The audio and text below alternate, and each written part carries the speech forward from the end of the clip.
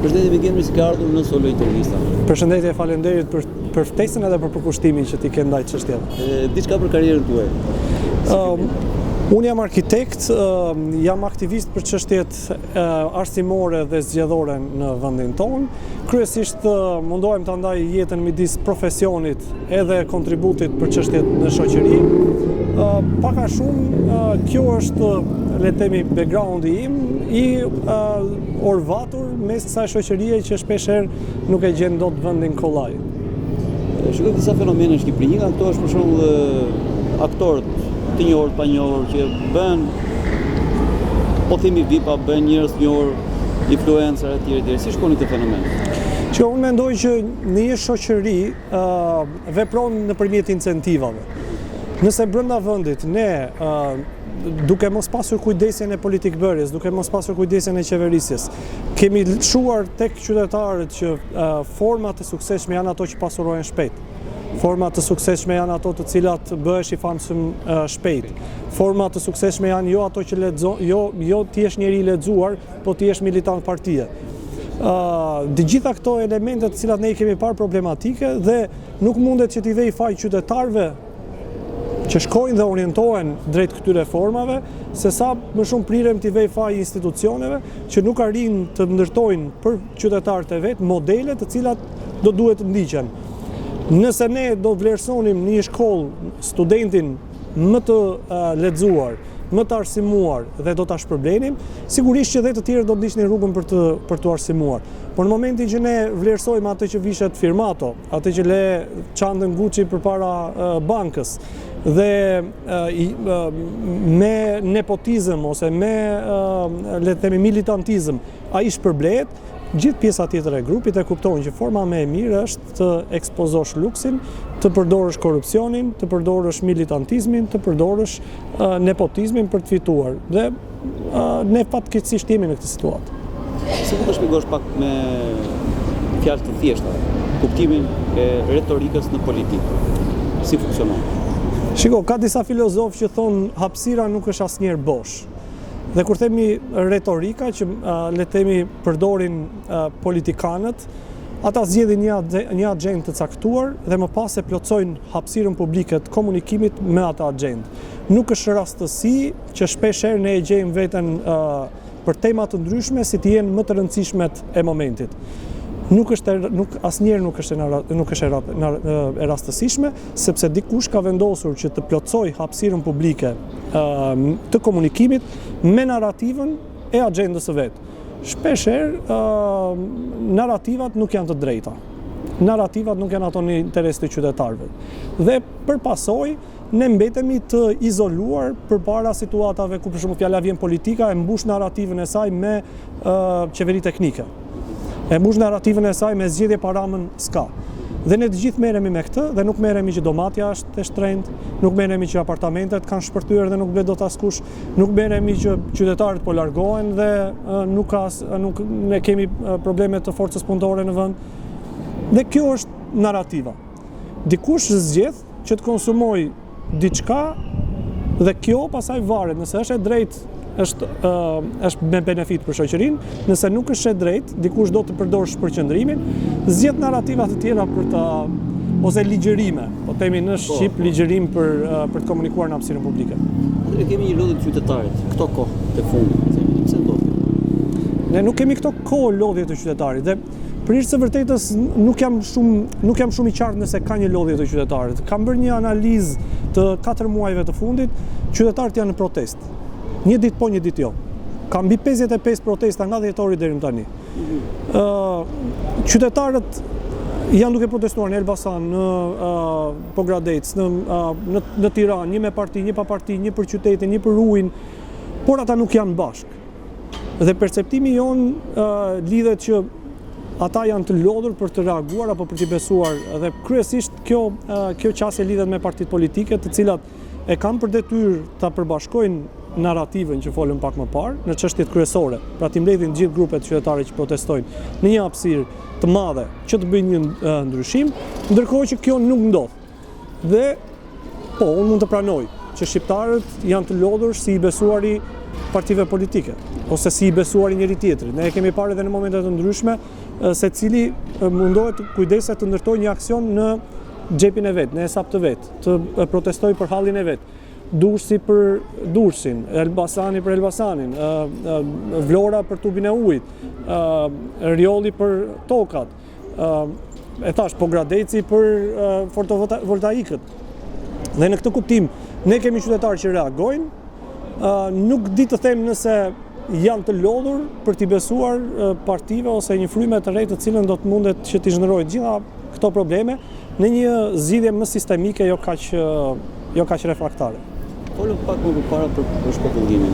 Duket se ka një garë ndërmjet ambasadorit, po themi në indian dhe ambasadores filipineze për të sjellë punëtorë tuaj në Shqipëri. Si e shikoni këtë fenomen? Pyetja juaj është e drejtë. Ne kemi parë vitet e fundit që edhe kur shkojmë me pushime në Shqipëri na shërben anglisht, sepse ka kudo punëtorë në sektorin e shërbimeve, të cilët po punësojnë nga jashtë vendit, kryesisht nga Pakistani, India, të botës aziatike, të cilat sigurisht janë në vështirësi. Tani unë dua të jem shumë I qartë.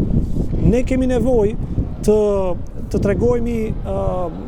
tregojmë të drejtë kur flasim edhe trajtojmë një emigrant. Ne kemi qenë një popull që kemi emigruar dhe vazhdojmë të emigrojmë. Dhe ashtu siç do duam që të respektohemi atje ku do shkojmë, do duhet që kushdo që vjen në Shqipëri për një ëndër, për një jetë më të mirë, do duhet ta respektojmë edhe t'i japim të drejta. Çfarë ka ndodhur në vendin tonë është që ata të cilët po vinë, nuk po vinë siç kemi shkuar ne në Europë. Ne kemi shkuar sepse ekonomia është rritur, vendet e punës janë rritur dhe vendet në zhvillim donin punëtor. Në vendin tonë është e kundërta. Shqiptarët po ikin, kanë lënë vende bosh dhe vendet bosh që lënë shqiptarët ti plotësojmë me të huaj. Mirë, po këto vende bosh nuk janë vende të standardit apo të asaj që do donim ne të respektoheshim kur kemi qenë emigrant. Ju mbajmë pasaportën, I paguajmë pak, ata nuk janë llogari kërkues, shumë miq të mi biznesmen thonë më mirë merr një të huaj se nuk I dëgjon zërin. Ky është një standard shumë I ulët. Punëtori nuk duhet të punojë, kushdo që të jetë, nuk duhet të punojë të mos ketë zë, nuk duhet të punojë të mos ketë të drejta, nuk duhet të bëjë një punë pa dinjitet. Që do të thotë, ajo që ne kemi zgjidhur dhe shqetësimi im kryesor është që nëse ne kemi emigruar sepse vendet e tjera u zhvilluan dhe kishin nevojë për vende pune, ne po marrim të huaj jo sepse jemi zhvilluar, po sepse shqiptarët që po ikin nga keq menaxhimi I vendit kanë lënë vende bosh, të cilat do I plotësojnë qytetarë të botës së tretë, të cilët nuk e meritojnë kushtet të cilat ne ju japim. Kemi gjithmonë më pak informacion nga institucionet shtetërore. Si mund zgjidhet kjo nga ana juridike? Ne kemi prej vitesh tashmë, po bën dekadë ligji për drejtën e informimit, që është një nga ligjet më të mira edhe në botë për mënyrën se si informohesh, por dukshëm nëse ka pasur një fazë shumë të mirë të saj të implementimit në vitet e para, edhe për shkak të përkushtimit të institucioneve, institucionet që duhet t'i japin përgjigje, disi janë bërë, si themi ne, janë bërë ustallar të drejtës së informimit dhe kur kërkon informacion ata presin derisa ta ankohesh. Kur kërkon informacion sensitiv për para, për kontrata, pothuajse nuk e gjen dot. Me Universitetin e Tiranës ne jemi në gjyqende, megjithëse kemi fituar në shkallë të parë, sepse nuk jep kontratat dhe të drejtën e informimit që ka qytetari nuk e ekzekutojnë. Po dhe shumë institucione të tjera. Kur ke informacion sensitiv, ata bëhen ustallar për të penguar. Mund të t'i japin informacion, po nuk t'i japin atë që ti ke kërkuar. Si një artific për të thënë që unë e dhash, gjie tjetër kund ti pse nuk ta dhash atë që ti kërkohe. Kështu që ka shumë punë për të bërë dhe sa më shumë transparencë të ketë institucioni, sa më shumë transparencë të ketë qeverisja, aq më shumë ka benefite për qytetarët. Në një vend ku nuk ka transparencë, nuk ka dritë, ku uji nuk lëviz, ti je sigurt që aty qelbe diçka edhe ku nuk ka dritë mund të ketë hapësira të tmeshme për korrupsion. Kemi shumë zëra kundër, po themi ne, pushtetit opozitës e tjerë. Pra janë zëra qytetarësh, janë mendim kritik I qytetarëve. Si mendon, mund bashkohen në një filozofi, në një rrymë, në një lëvizje politike, në një nuk kam për të bashkuar për aq kohë sa kam për të qenë kundër. Unë mendoj që individët brenda një shoqërie i bashkon vizioni dhe ëndra për të ardhmen. Jo se sa janë të aftë të shajnë atë që nuk e duan. Unë të paktën personalisht nuk besoj të këtë. Zërat do fillojnë të bashkohen kur ata të kenë të qartë se kush është Shqipëria e së ardhmes. Kush është shëndetësia e së ardhmes, kush është arsimi për të ardhmen, cili duhet të ketë pozicioni individëve kësaj shoqërie brenda. Nëse askush nuk ja del dot të pikturojë Shqipërinë e së ardhmes, do e kenë shumë të vështirë të gjithë zërat kundër, të cilët janë inteligjent, janë vëzhgues të mirë. Këtë e bëjmë dhe ne me shoqërinë civile, fjala vjen, që përgjithsisht ka një detyrë të shtuar për të bërë watchdogun, për të parë. Po çfarë i duhet vendit më shumë, kryesisht nga forcat politike ose edhe le të themi aktorë të tjerë, shoqëri civile, medias, universitetit, do duhet që të ndërtojnë një vizion për vendin. Unë besoj që kur ndërton një vizion për vendin, ndërton shpresë. Kur ka shpresë, njerëzit përbashkohen, kur përbashkohen, përkthehen në le të themi alternativë politike, kur përkthehen alternativë politike, ti mund të votohesh dhe nëse votohesh, ti ja del që atë që ke ëndër ta realizosh, përpasoj ti japësh një jetë më të mirë banorëve të kësaj republike. Kështu që nëse do jenë vetëm kritik, unë besoj që nuk kam për të bashkuar. Nëse do jenë konstruktiv që përtej kritikës, evidentimit, të ndërtojnë një vizion për të ardhmen, do jetë jashtëzakonisht shumë e lehtë për të përbashkuar gjithë. Po qendresa qytetare mund të jetë një pikë përbashkët e gjithë këtyre ku mund të flasim bashkë, edhe pse kanë një, po themi ne, nuk po themi elektorat, por kanë disa ndjekës në rrjetet sociale, edhe në komunitet. Unë ju falenderoj që evidentoni këtë. Shpeshherë edhe ne ndjejmë presionin e publikut, presionin e qytetarëve, të cilët kur shohin disa punë të bëra mirë, do duan që t'i amplifikojnë edhe t'i shikojnë në një shkallë më të madhe. Jo vetëm qendresa, por ka një seri aktorë që punojnë në mënyrë të jashtëzakonshme në vendin tonë dhe përpasoj qytetarët kanë një kërkesë të shtuar. Sigurisht që ne jo në të gjitha rastet kemi mundësi që përçmërinë e bashkëqytetarëve tonë ta materializojmë në atë se çka ata mendojnë. Po që gjithsesi ne përpiqemi shumë për të lobuar, për të organizuar që ato që ne ndërrojmë të ndodhin. Sigurisht që në rafshin politik, po themi në rafshin politik të organizimit partijak, ne e shohim veten të distancuar, por në rafshin politik të ndikimit në jetën politike të vendit për oponencë, për konsultim, për rekomandim, ne bëjmë maksimum. Disa prej fitoretve të qendresës qytetare, cilat janë? 2-3. Shikoj, ne sigurisht që fokusin kryesor tonë ne kemi studentët, arsimi dhe së fundmi zgjedhjet. Në rafshin e arsimit ne kemi disa betejë të cilët janë jashtëzakonisht të fituara në kuptimin e ndërgjegjësimit publik, që është transparenca financiare. Ne kemi prej vitesh që bëjmë transparencë se si universitetet i shpenzojnë paratë e tyre. Dhe jemi krenar që shumë universitete i kemi vënë në vështirësi, shumë stafe administrative i kemi vënë në vështirësi për të mirë administruar paratë e studentëve. Shumë grupe pedagogësh i kemi forcuar me informacion që të kërkojnë llogari ndaj rektorëve, të kërkojnë llogari ndaj administratorëve, një pjesë prej tyre janë zhvendosur, një pjesë prej tyre janë arrestuar, një pjesë prej tyre janë denoncuar, le të themi, dhe sigurisht që kjo ne me krenari mendojmë që është një punë e bërë mirë. Në aspektin zgjedhor, ne kemi qenë organizata e parë në vend ku para 3 zgjedhjeve kemi denoncuar përdorimin e burimeve shtetërore. Dhe për herë të parë, një organizat përtej partive politike dhe qytetarëve që nuk e kishin mekanizmin për t'u ankuar, ne ja kemi dalë të fitojmë. Kur ne u ankuam në zgjedhjet e para 6 çështje, në zgjedhjet e dyta 12 çështje, ne arritëm të deformojmë të gjithë punën se si shoqëria civile merrej me çështjet e zgjedhjeve. Dhe ata kanë bërë një punë akoma më të shkëlqyer se sa 2 të para tona, duke sjellë në KQZ më shumë se 500 raste të denoncimit të burimeve publike, duke e sjellë në vëmendje edhe këtë dhe të raporteve ndërkombëtare, ku ne shohim, fjala vjen sot, Odiri e vendos me Bolt, e vendos me Zez në raportin e vet që shteti u përdor në fushat. Dhe mendojmë që kjo sigurisht ka tullën tonë në gjithë këtë kontribut, por dua të tregojmë modest për të thënë që në vend nuk ndodhin asnjëherë gjëra të mira kur vetëm një aktor, kur vetëm qendresa qytetare, vetëm Igeni apo vetëm 3 aktivistë bëjnë punë të mirë. Përgjithsisht punët e mira të mëdha dhe me ndikim kërkojnë një lloj kohezioni dhe përbashkimit të shumë aktorëve në shoqëri. Mendoni se është e mjaftueshme ndihma ekonomike që marrin shqiptarët sot? Shiko, pyetja juaj është shumë e drejtë. Ne kemi punuar disa raporte që lidhen me minimumin jetik. Ne jemi vetmi vend në rajon edhe në Europë që nuk e dim se sa i duhen para, ose institucionet shtetërore nuk e din se sa i duhet një qytetari të mbijetojë. Dhe kjo është dramatike, që ne kemi zgjedhur struktura për të na qeverisur dhe strukturat që na qeverisin nuk e din se kush janë nevojat bazike tona. Kështu që në këtë kuptim ne gjithë jemi dëshmitar që jo vetëm ndihmat ekonomike janë në nivele mizerabël dhe nuk të dalin as për 4 apo 7 ditë e para të muajit e jo më 30 ditë.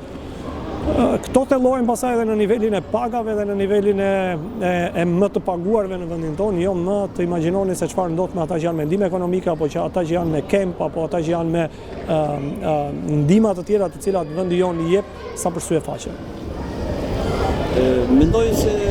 Mendoni ju që ka një status quo, një lloj status quo në raport me pagesën që marrin shqiptarët sot? Kujt i shërben kjo? Pagesa e ulët, po themi, në kushtet e punës, shërbimet e tjera që duhet të jenë falas për publikun, shëndetësia, arsimi. Këtu do bashkohem me ty kur thua që shoqëria është e lodhur. Unë kam vërejtur nga sa mundet që të kuptojmë në shoqërinë ku jetojmë, që qytetarë shqiptar, nëse ka një gjë të cilët janë lodhur t'i kërkojnë shtetit ato që ja jep ligji dhe ato që ata meritojnë, që kanë të drejtë t'i kërkojnë. Dhe kjo e ka bërë që e gjithë ekonomia e vendit të zhndrohet në një ekonomi informale. Qytetarët paguajnë, pensionistët paguajnë pak, nuk ja kërkojnë shtetit, po ja kërkojnë djalit jashtë shtetit që t'i bjerë disa para për ilaçet e veta. Një çift i ri që nuk ja del dot të blej shtëpi, nuk e blej dot shtëpi, është i lodhur t'ja kërkojë shtetit një standard që mund të përballojë një jetesë dhe vetë i kërkon borxh familjes apo njerëzve të cilët i kanë më të shëndetshëm financiarisht në fis. E njëjta gjë në të gjitha strukturat e ekonomisë, duke e zhndruar gjithë ekonominë tonë në mënyrë informale. Dhe pasaj kur kalon informale, çdo fenomeni keq zhvillohet. Doktori nuk i mjafton rroga, fillon vjedh pacientin, zyrtari nuk i mjafton rroga administratës, vjedh fondet e publikut, kryeministrit nuk i mjaftojnë ofiqet që i jep zyra, mbet oligark mbas vetes. Kështu që të ndodhur në këtë situatë pa mjaftueshmërie ku administratorët e vendit tonë që do duhet të na llogarisin mirë se çka minimalisht do duhet të na mbaj frymën, ne na ka ta ndisur në një vend ku gjithçka është informale dhe ne kemi të pamundur të mbledhim edhe të dhëna se si duhet të operojmë se cila duhet të jenë zgjidhjet. Kemi për shembull për qendresa qytetare një propozim. Do mund të rikthente 1/3 e partneritetit publik-privat vetëm shtetit, jo partneritetit, sepse me sa duket dhe nga dhënat ekonomike shumica e këtyre janë në fitim. Përfiten fonde nga shteti, ndërtohen me fonde shtetërore, publike, dhe në fund fare pasi ka paguar një qytetar i ripaguan pra kur kalon të rrugë e kombit etj. Unë mendoj që ne kemi kaluar në disa faza zhvillimi që nuk kanë qenë në interes të qytetarëve, dhe sidomos çështjet infrastrukturore, të kuptimit që ti bën një rrugë që i vendos taks, bën një koncesion në shëndetësi të cilin i çon parat në mënyrë të jashtëzakonshme koncesionarit dhe do duhet ta paguajnë edhe për 10 vite të ardhshme. Ke PPP të cilat i bën biznesi sot dhe ne do jemi për 10 vite të ardhshme në borxh. Në këtë kuptim unë mendoj që ne kemi kaluar mbi disa procese ligjore të cilat është shumë i vështirë t'i zhbësh sot. Me shumë rëndësi është të kuptojmë gabimin dhe të mos vazhdojmë t'i bëjmë, se sa të shkojmë edhe të marrim atë çka kemi humbur, sepse na ka rezultuar që kur kemi shkuar për të marrë atë çka ka humbur, në arbitrazh, në gjykat, ata të cilët kanë bërë kontratat për ne zyrtarët 5 vite më përpara, i ka bërë në mënyrë të tillë që biznesi të mbetet i fituar edhe në rast se ja ish kontratën. Pra, kemi bërë jo vetëm gabime të momentit, po kemi shënuar që edhe për vitet e ardhshme ne të mos kemi të drejtë dhe zë për të fituar le të themi avantazh mbi këto pasuri të përbashkëta. Me dy fjalë, çfarë është propaganda dhe demagogjia? Është një pyetje shumë e bukur. Unë po mundohem të bëhem praktik, nuk do mundohem të bëhem teorik. Propaganda është kur ti e kupton që partia që ka qeverisur vendin dhe ka shtruar rrugën te lagja jote dhe është prishur po atë vit, ti shkon edhe e voton sërish. Ti je absolutisht viktime propagandës. Nëse ti e shikon Shqipërinë nga televizori dhe nga Facebooku dhe nuk e shikon dhe nuk e gjykon nga ajo çka jeton për ditë, ti ke rënë pjesë e propagandës. Sigurisht që propaganda në rastin tonë është një nga produktet që kryesisht palët mundohen ta ushqejnë qytetarin, që ata të bëhen të paarsyeshëm në gjykimin e tyre final. Pavarësisht se shikojnë 10, 15, 20 të këqija, ata vendosin sërish të keqin të mos e ndëshkojnë. Në këtë rast me vot ose në raste të tjera me forma të tjera. Meritokracia në Shqipëri. Si e shikon? Është interesante që edhe shumë nga lëvizjet e reja politike e kanë kapur këtë si problematik. Pa nëse ka një gjë madhore në këtë vend, edhe pse largohen shqiptarët, është sepse ti e kupton që ndodhesh në një vend që nuk prodhon konkurrencë. Po ta shikoni, një nga partitë ka emrin Mundësia, që do të thotë meritokraci, do t'i jap mundësinë që Adriatik Lapaj kishte garën në themel të ligjerimit të vet, sepse e kuptonte që gara mungon në këtë vend. Kështu që ne e kuptojmë të gjithë që meritokracia është si thua struktura sociale më e dëmtuar në vendin tonë dhe përpasoj qytetarët shqiptar e gjejnë më të lehtë të largohen nga vendi sesa në fakt të punojnë për të instaluar një vend të cilën do të ishte meritokratik. Unë mendoj që mungesa e saj e bën çdo intelektual të vendit të nevojshëm që të fillojë të sakrifikojë për ta trequr këtë fenomen nga aspekti pozitiv dhe jo negativ në cilën ka përfunduar. Mund të shpjegosh pak fjalën forcë qytetare ose e qytetarit, e një individi? Më ke bërë një pyetje që lidhet edhe me filozofinë e qendresës. Ne shpeshherë kur përballemi me fjalën pse nuk bëhet një parti politike ose pse nuk keni një forcë partijake, e përgjigjemi sepse ne besojmë që vendi bëhet më i mirë nëse ka qytetar të fortë, jo nëse ka shumë parti, ose jo nëse ka një parti të mirë apo të keqe. Përgjithsisht ne besojmë që partitë janë në këtë nivel në vendin tonë, sepse presioni nga qytetarët nuk është në nivelin e dur. Ne kemi parë sa herë jemi ndodhur në protestë, diçka kemi marrë. Që do thotë reagimi qytetar funksionon. Dolën autobusët 2 ditë përpara, protestuan kryeministri Jalda sot. Po mos kishin protestuar, nuk do i merrnin rimbursimin e 40% të asaj që kërkonin. Kemi protestuar për onkologjikun, 9 radhë bashkë me Osmanin. Sot onkologjiku ka buxhetin më të madh që mund të ketë pasur ndonjëherë. Ne jemi duke e monitoruar a do shkojnë apo s'do shkojnë, por ka një formë të tillë.